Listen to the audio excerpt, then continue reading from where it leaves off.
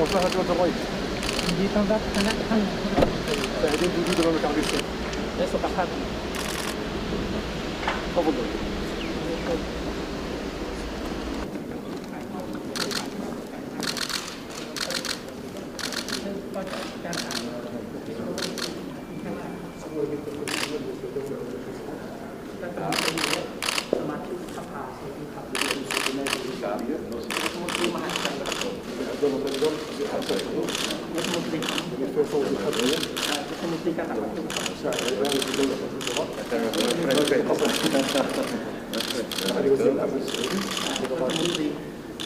For Minister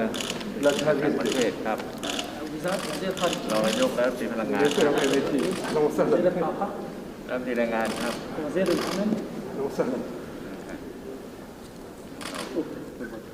ขอโทษครับ القائم بالعمل بسفارة تايلاند الرياض مهم في العلاقات الخارجية السعودية اليومية เป็นวันประวัติศาสตร์ด้านความสัมพันธ์ที่ตัดความสัมพันธ์โดยรวม اليوم نأتي بعودة قوية وبداية جديدة มาอีกครั้งหนึ่งและเป็นการเริ่มต้น في وقت مهم وحساس للغاية เป็น نعتقد أن هذا بيخلق فرص كبيرة جدا للمملكة العربية السعودية وأيضا لمملكة تايلاند ในครั้งนี้จะสร้างโอกาสต่างๆให้กับทั้งสองฝ่าย وبيحقق فوائد كبيرة جدا للدولة ทั้งสองฝ่ายจะได้รับประโยชน์มากมายครั้งนี้